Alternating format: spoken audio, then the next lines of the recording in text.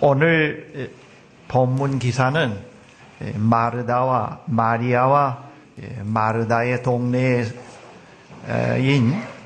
베다니에 사는 나사로의 이야기로 본문이 시작됩니다. 마리아와 마르다가 사는 베다니라고 특별히 이렇게 단서를 붙여서 말한 것은 여러분들이 유대 지도를 보시면 아시겠지만은 그 베다니라고 하는 마을이 유대 나라의 두 곳입니다. 한 곳은 요단강 건너편에 있는 베다니가 있고 또 예루살렘과 벳파게와 예루살렘에서 약 2.5km 정도 동남쪽으로 떨어진 그 베다니가 있습니다. 요단강 건너편에 있는 베다니는 요한복음 우리가 처음 부분에서도 본 바이지만은 예수님께서 그의 제자들과 함께 세례를 주시던 곳이고 또 요한복음 10장에 보면은 예루살렘으로 여행을 떠나시기 전에 그곳에서 쉬시던 곳입니다. 그리고 오늘 본문에 나와 있는 마리아와 마르다가 사는 베다니는 조금 전에 말씀드린 대로 예루살렘에서 남동쪽으로 약 2.5km 떨어진 곳으로서 예수께서 예루살렘으로 올라가실 때 가끔 묵으셨던 곳이기도 합니다. 예수께서는 나사로와 그의 자매들과 공생의 기간에 각별한 관계를 맺으시고 그들과 가깝게 지나셨습니다. 예수께서 가끔 그들의 가정에 가셔서 머물기도 하셨습니다. 그리고 마리아는 주님께 향유를 붓고 그의 발을 머리털로 닦아준 여인이었습니다. 예수께서 자신이 사랑하는 이가 앓고 있다고 하는 전가를 받고 즉시 그것으로 달려가지 않으시고 이틀을 더 예수께서 머무셨던 그곳에 머무셨다고 하는 것을 본문에서 말씀을 하고 있습니다.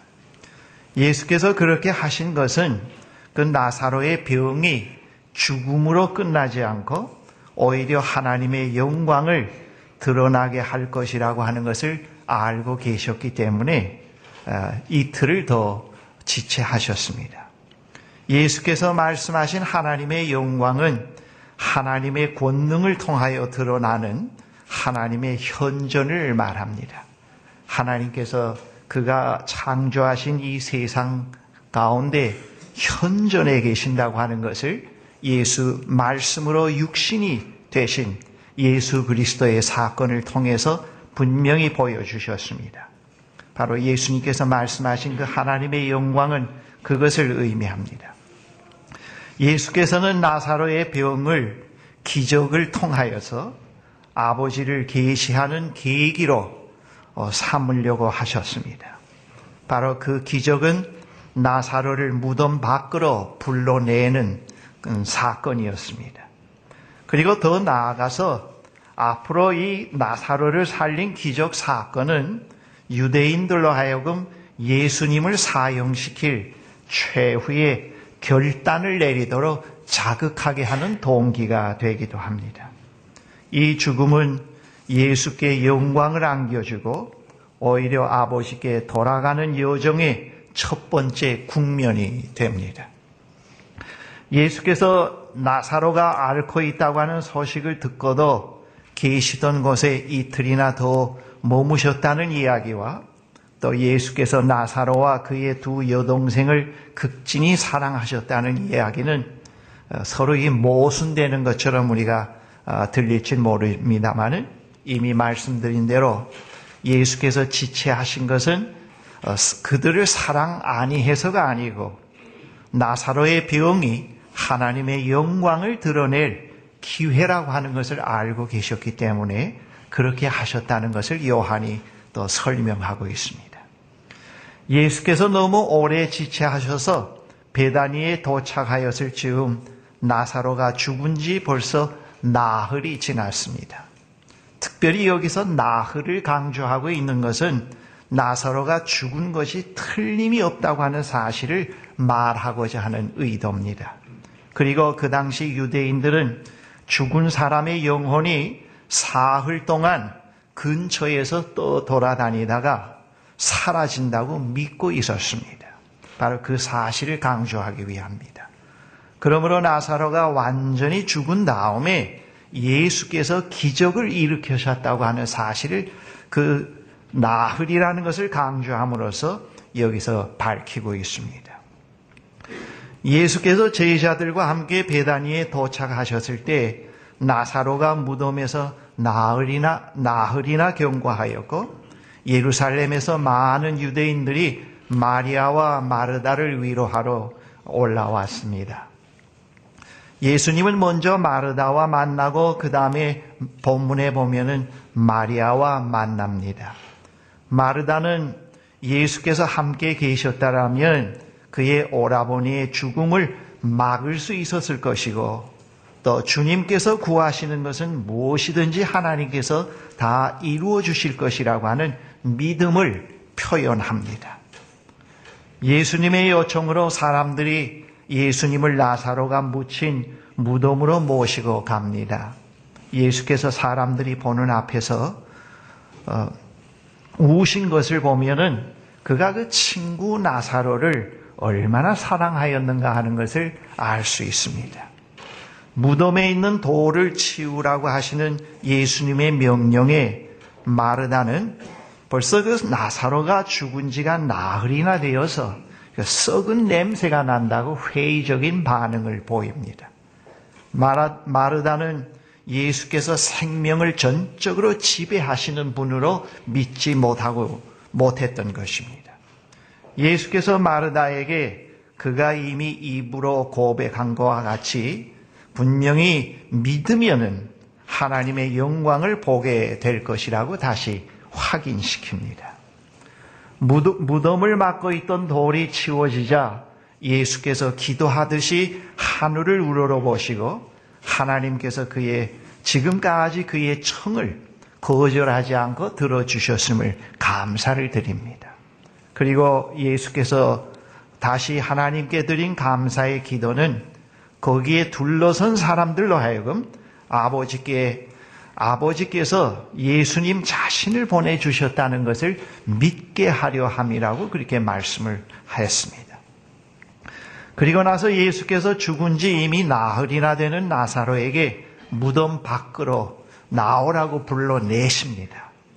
손발은 배로 싸매인 채 또 얼굴은 수건으로 감긴 채 그의 친구는 죽음을 슬퍼하는 사람들이 모두 보고 있는 바로 그 앞에 무덤으로부터 걸어 나옵니다.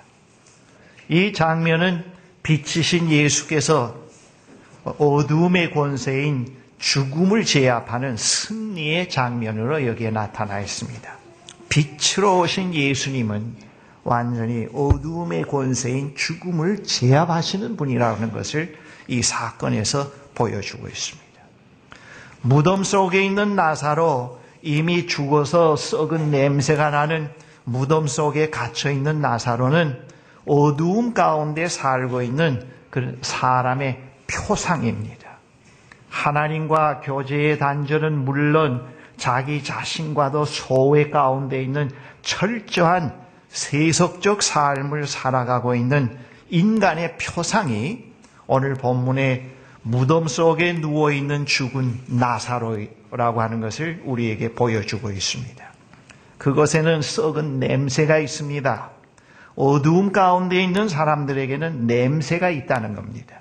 그 냄새라고 하는 것은 단절 가운데 살아가는 사람들의 존재 방식, 즉 육신의 정욕, 안목의 정욕, 이생의 자랑에 묶여있는 사람들에게서 나타나는 부정적인 삶의 그 형태를 의미하고 있습니다. 그들의 존재 방식을 통해서 표현되는 그런 부정적인 삶의 모습을 여기서 말합니다.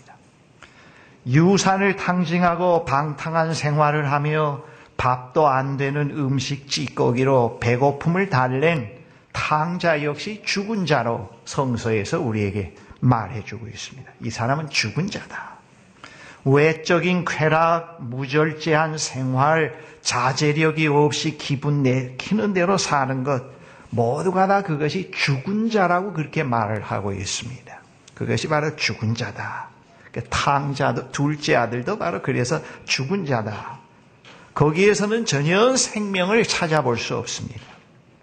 그러나 둘째 아들이 회개하고 집으로 돌아왔을 때 참 고향인 그것에서 다시 살아납니다. 아버지는 성대한 생명의 잔치를 차리게 합니다.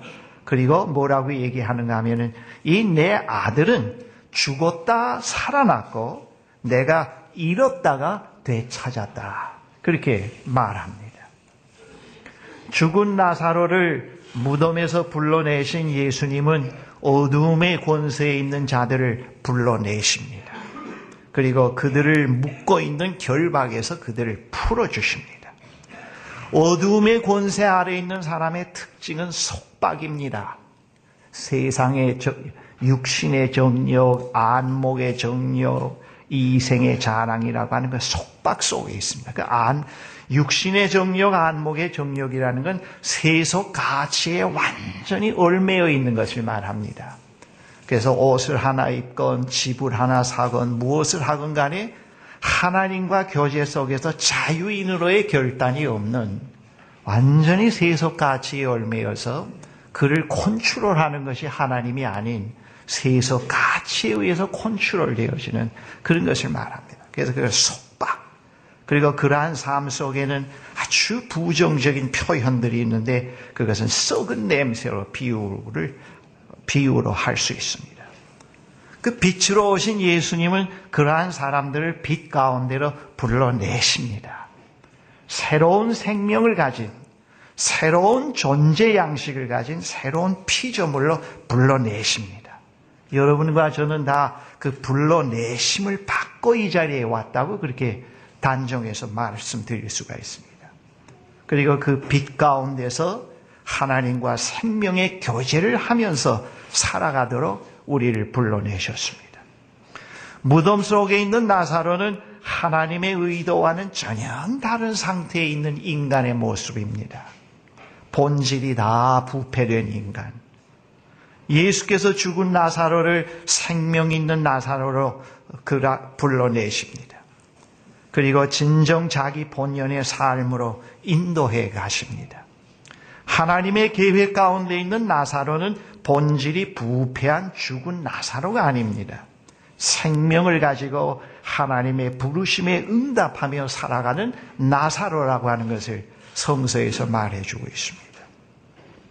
제가 학생 때 이 죽었다고 하는 삶 그 자체를 그때는 인식은 못했습니다만 그때 그 많은 그 어두움과 부정적인 것에 짓눌려서 살다가 어느 날 깨달은 것은 하나님이 나를 이렇게 살라고 만드신 것은 아닐 거다.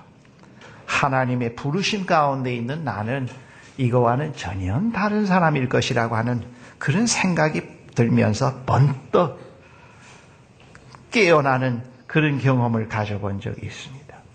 C.S. 루이스는 깎인 돌의 상태였던 어떤 동상이 진짜 인간으로 변화되는 것과 같이 크나큰 변신이 기독교가 무엇인지를 정확하게 보여주는 것이라고 했습니다.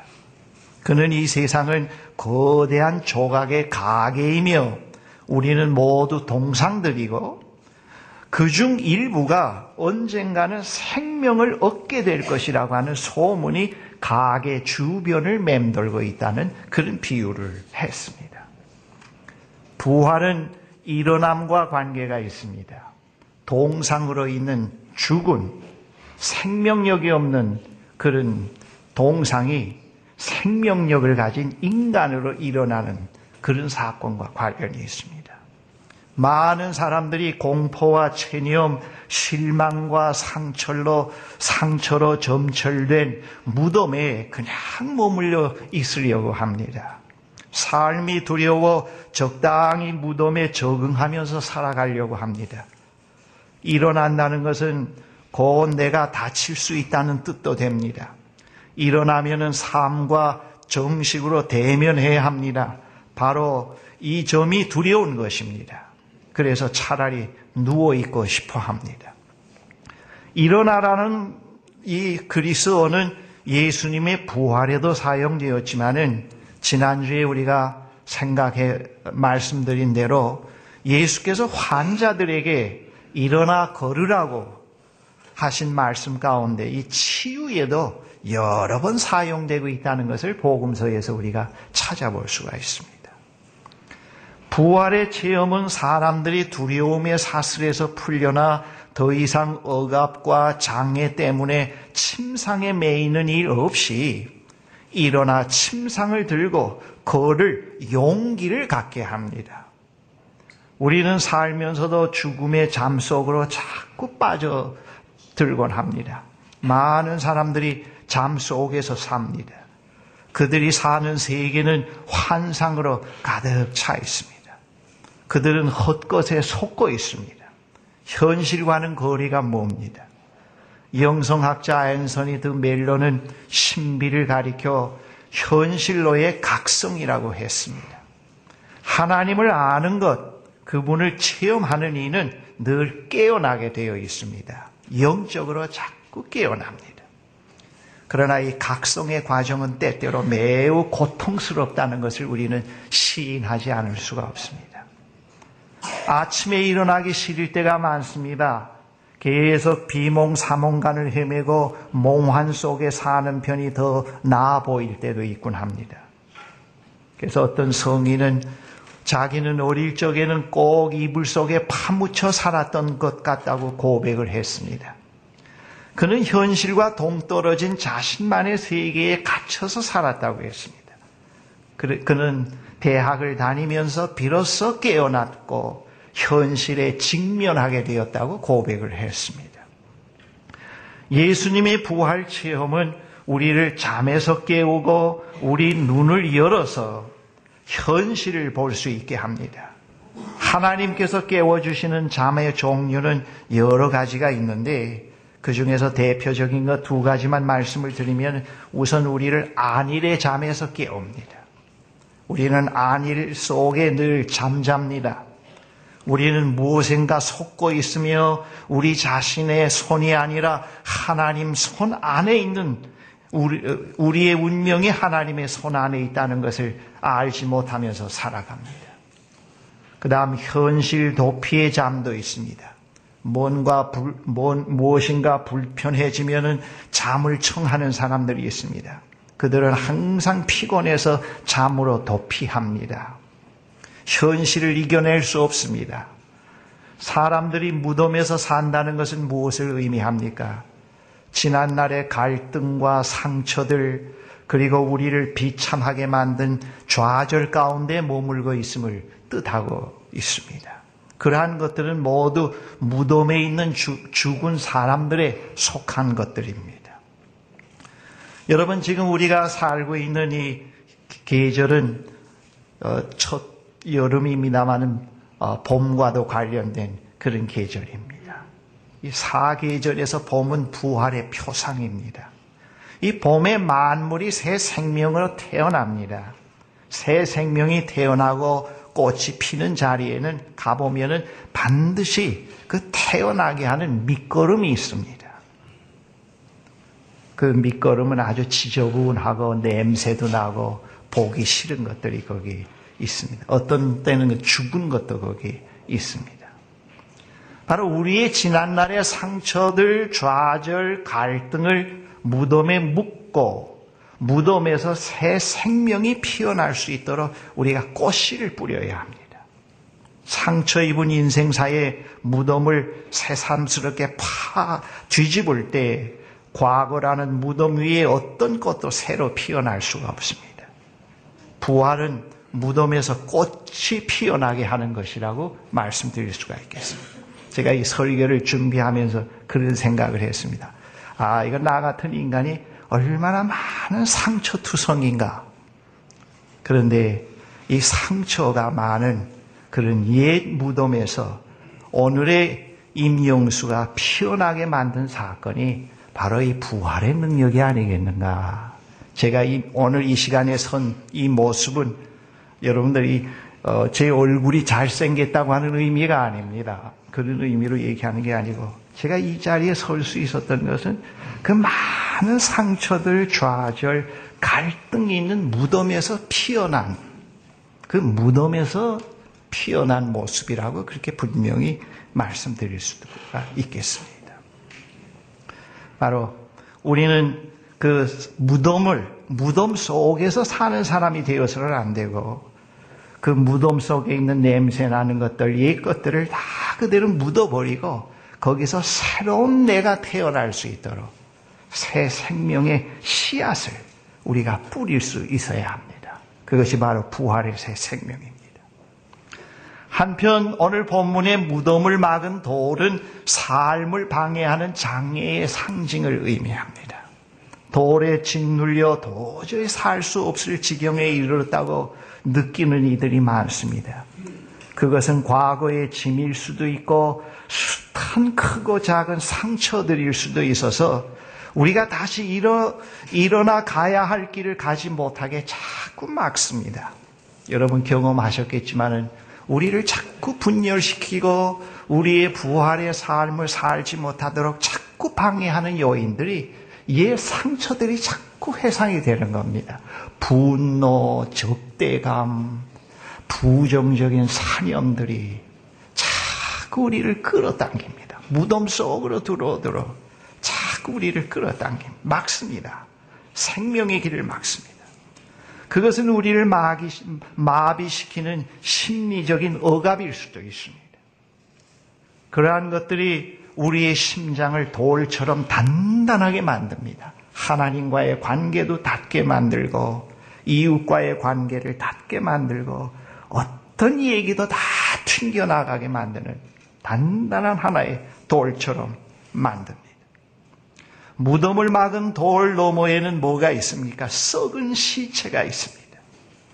바로 우리는 나사로의 이야기에서 굴무덤 앞에 돌은 관계의 단절을 상징하고 있다는 것을 보게 됩니다. 돌 저편에 누운 사람은 산 사람들과 관계를 맺지 못합니다. 관계 단절되면 사람은 부패하고 냄새가 나기 시작합니다. 예수님의 사랑은 무덤 속까지 스며들어갑니다. 예수님은 그것 눈물을 흘리고 속으로 비통해하는 것으로서 그 무덤 속에 있는 나사로를 보고 그의 사랑을 드러내셨습니다. 예수님은 사랑의 감정에만 사로잡혀 있지는 않았습니다. 돌을 치우라고 명령을 하셨습니다. 그리고 하늘을 우러러 아버지께 기도하시고 큰 소리로 나사로야 나오너라고 외쳤습니다. 예수님의 목소리는 돌을 뚫고 들어갈 수는 없습니다. 그래 여러분, 이 상처가 깊은 사람, 아이들 보면은 얼굴이 굳고 눈매가 초점이 없어지고, 그래서 아무리 좋은 얘기해도 뚫고 들어가지 못합니다. 돌이 치워지면은 죽어서 많은 것이 썩어갔어도 예수님의 말씀이 거기에 들려지게 됩니다. 죽은 나사로를 무덤 속에서 불러내고 묶었던 띠와 수건을 풀어준 것은 예수님의 생명력의 말씀, 사랑의 말씀이었습니다. 예수님의 생명의 말씀은 불안과 수능의 모든 사슬에서 우리의 참 얼굴을 가리고 있는 띠와 수건에서 우리를 풀어내줍니다. 그래서 이 말씀이 들려지고 말씀을 묵상하면 경직된 얼굴이 부드러워지고 또 매우 밝아지고, 그런 것이 우리가 실제 삶 속에서 경험해 갈 수가 있습니다. 나사로의 죽은 심장을 뚫고 들어가서 새 생명을 일으킨 것이 바로 예수님의 그 살아있는 말씀으로 육신이 되신 그 살아있는 말씀, 그의 사랑입니다. 예수님의 그 생명의 말씀이 죽음의 어둠 속까지, 부패와 마비의 죽음 한복판까지 깊이 스며들었습니다. 그래서 거기에 있는 나사로를 일으켜서 끌어냈습니다. 우리가 공포와 마비의 돌무덤에 갇혀버리면은 아버지는 우리에게 당신의 천사를, 당신의 말씀을 우리에게 보내셔서 우리를 그 가운데서 끌어내시곤 합니다. 그게 바로 우리가 일상생활에서 체험하는 부활의 새로운 체험입니다. 말씀을 듣고 새로 깨어나고 새로운 기쁨 속에서 다시 시작하고 그럽니다. 여러분, 오늘 이 시간에 우리가 한번 생각해 볼 문제는 어떤 돌이 우리의 삶을 방해하고 있는가 하는 것을 우리가 한번 묵상의 제목으로 삼아 볼 필요가 있습니다. 어떤 돌이 지금까지 나의 삶을 방해하고 있는가? 그 방해하고 있는 돌이 있다면 우리는 그것을 기도 가운데서 하나님께 고백을 하고 하나님께 그것을 실제로 내놓아야 되겠습니다. 원한다고 하면 여러분 실제적으로 돌 몇 개를 구해다가 글씨를 쓸 수 있는 돌 몇 개를 구해다가 거기에다 여러분들의 삶을 방해하는 것들을 돌멩이에다 하나씩 그 쌓인 붓으로 펜으로 기록을 해 보십시오. 무엇이 여러분들을 짓누르고 무엇이 여러분들의 삶을 방해하는지 그 위에 적어 보시길 바랍니다. 그런 다음에 그것을 주머니에 넣든지 가방에 넣든지 가서 저 한강가에 가서 하나하나 던지십시오. 하나님 던집니다. 던질 때마다 여러분들의 장애물이 사라지는 것을 체험할 수가 있습니다. 그 실제적인 영적 치유의 한 방법입니다. 그렇지 않으면 그것을 불에 태우든가 하는 겁니다. 하나하나 던져내십니다.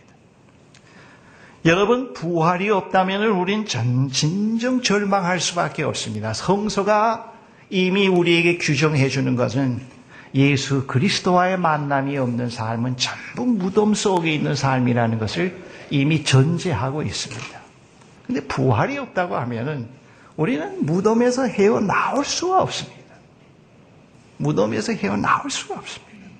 그래서 부활이 우리에게 절대적인 것입니다. 기독교 신앙에서 이 부활이 없다면은 우리는 진정 아무것도 아닙니다. 우리에게 희망이 없습니다. 무덤 속에 있는 인간에게는 희망이 없다고 하는 겁니다. 근데 오직 희망이 있다고 하면은 부활입니다. 부활이 없다면은 우리는 죽은 자로 살다가 죽은 자로 우리의 생을 마치게 됩니다. 부활은 우리를 극진히 사랑하시는 하나님께서 우리에게 허락하신 새로운 생명의 삶입니다. 부활은 하나님께서 우리에게 허락하시는 새로운 존재 방식입니다.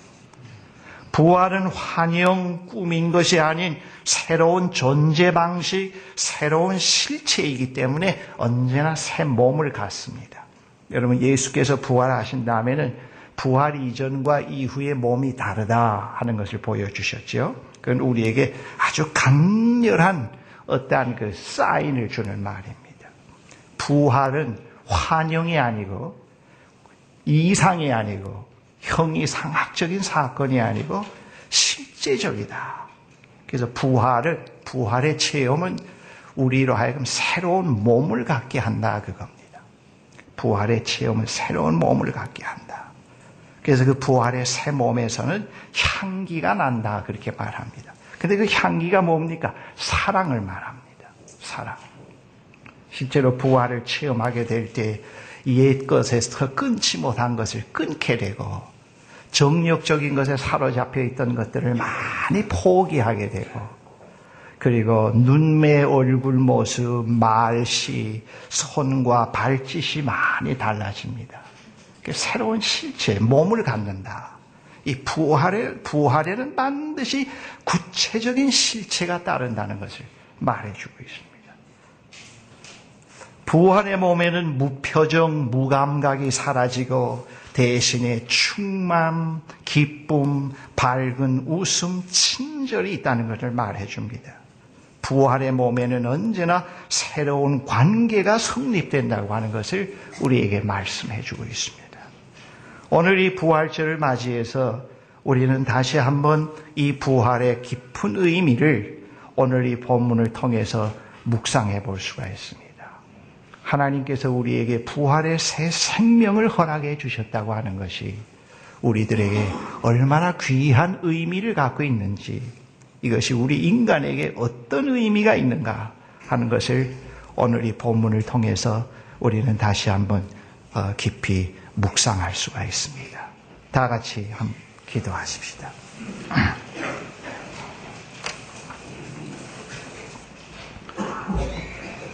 말씀을 생각하시면서 여러분 조용히 묵상 기도하십시다. 하나님, 우리는 성서에서 말씀하시는 죽은 생명과 부활의 새 생명으로 태어나는 새 생명과의 차이가 무엇임을 오늘 본문을 통해서 깨닫게 되었습니다.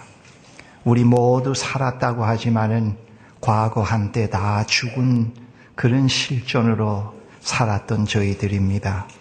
그런데 하나님께서 저희들을 무덤에서부터 불러내셔서 오늘 이 자리에 있게 하시고 부활의 새 생명을 부분적으로 늘 체험해가며 살게 해주심을 감사합니다. 우리는 모두 온전한 새 피조물은 아니고 그 목표를 향해서 계속 달려가고 있습니다.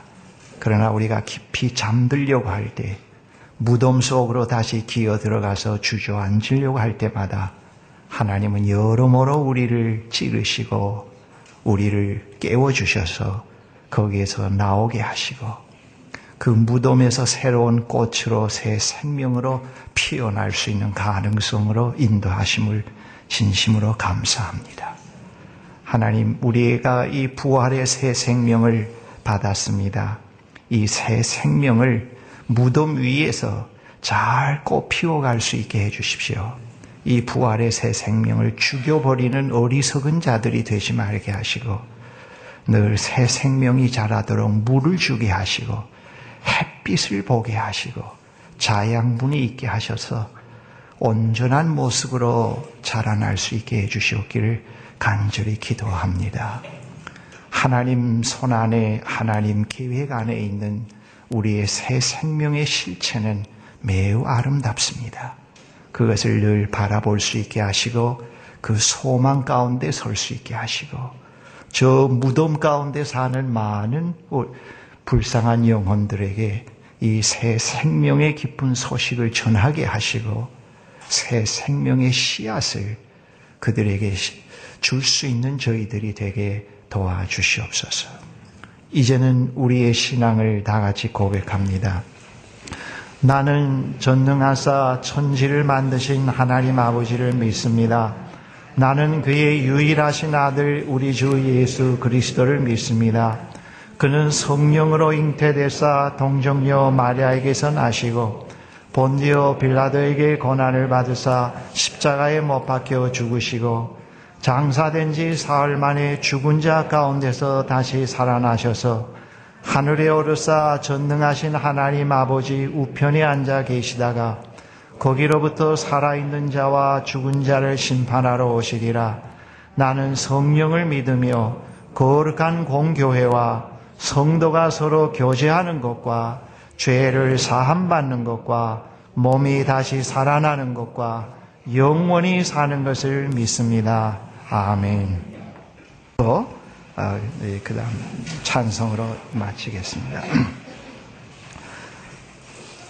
하나님 감사합니다. 우리 모두 생명이 없는 죽은 자로서 썩은 냄새가 나는 무덤 가운데 있던 저희들입니다. 그런데 하나님께서 예수 그리스도를 보내주셔서 우리에게 새 생명의 삶의 길을 열어주신 것을 감사합니다. 우리 모두 상처와 또 여러 가지 좌절과 또 여러 가지 갈등을 가진 사람들입니다. 어느 누구도 나는 온전하다고 할 수 없는 그런 사람들입니다. 그러나 그 상처 위에 새로운 부활의 생명의 꽃이 피어날 수 있는 기적을 허락하심을 진심으로 감사를 드립니다. 하나님, 우리의 삶 속에서 일어나는 모든 어두운 사건들이 새 생명을 더 꽃피게 하시고 더 아름답게 자라게 할지언정 새 생명을 죽이고 부활의 삶을 포기케 하는 역사가 없도록 우리를 지켜주시고 항상 성령으로 깨어나게 하시고 항상 주의 성령의 능력으로 승리하며 살아가는 저희들이 되게 인도해 주시옵기를 간절히 기도합니다. 특별히 하나님, 오늘 기도하옵는 것은 우리 공동체에 나오는 이종원 형제, 내일 위암 수술을 한다고 합니다. 하나님께서 그 형제를 긍휼히 여겨 주시옵소서. 하나님께서 의사를 하나님의 능력의 도구로 써주셔서 의사를 통해서 그분에게 새 생명을 허락하여 주시옵소서. 이번에 수술을 통해서 모든 썩은 부위를 도려내고 다시 한번 새 생명으로 온전히 태어나는 역사가 있게 해주시옵기를 간절히 기도합니다. 부인 되시는 김혜정 자매에게도 하나님께서 위로를 주시고 평강을 주시고 하나님의 사랑과 믿음 가운데서 그 사건을 잘 감당해 나가도록 도와주시옵기를 간절히 기도합니다. 오늘 이 자리에 참여하신 사랑하는 형제 자매들을 한 분 한 분 귀히 보시옵소서. 이분들에게 늘 하나님의 긍휼과 사랑과 은혜의 햇빛을 더하여 주셔서 그 무의식 세계 가장 깊은 곳까지도 주의 부활의 그 새 생명이 침투케 하셔서 늘 새 생명으로 깨어나는 역사의 부활의 체험을 해가는 귀한 하나님의 백성으로 세워주십시오. 그리고 가정의 평강을 주시고 사랑하는 자녀들의 앞날을 하나님께서 또 형통케 해주시옵기를 간절히 기도합니다. 하나님, 저 북한에 있는 사랑하는 저희 동족을 기억해 주시옵소서. 그것이야말로 무덤과 같은 곳입니다. 하나님, 거기에 있는 모든 사랑하는 귀한 하나님의 백성을 무덤에서 그냥 썩어 없어지게 하지 마시고 아버지의 능력이 함께 하시고 그 땅에 하나님의 영광이 임하셔서 그 무덤 속에 있는 모든 귀한 생명을 불러내셔서 새로운 생명으로 세워주시고 새로운 영광의 땅으로 바꾸어 주시옵기를 간절히 기도합니다. 오늘의 대통령과 정치인들에게도 이 부활의 소망을 주시옵소서. 그들이 헛된 것에 사로잡히거나 노예가 되지 말게 하시고 진정 부활의 새 생명을 가진 자로서 국가의 미래를 바르게 설계하시고 바른 모든 질서를 세워가는 그들이 되게 해 주시옵기를 간절히 기도합니다. 앞으로 또 저 이라크 또 복구하는 문제도 있는데 하나님께서 상처 입은 그 나라 백성들을 치유하시고 그것에 새로운 국가의 질서가 세워질 수 있도록 하나님께서 역사해 주시옵기를 간절히 기도합니다. 오늘 우리의 만찬에 참여하는 모든 사랑하는 형제 자매들 하나님께서 은총으로 함께 하시고 우리가 서로 음식을 나누며 또 서로 교제를 갖는 가운데서 부활의 소망을 가진 자들의 삶을 새롭게 인식하고 경험하는 자리가 되게 해 주시옵소서. 오늘 이 일을 위해서 많은 분들이 며칠 전부터 준비하셨는데 그들의 수고를 우리가 헛되이 하지 않도록 도와주시옵소서.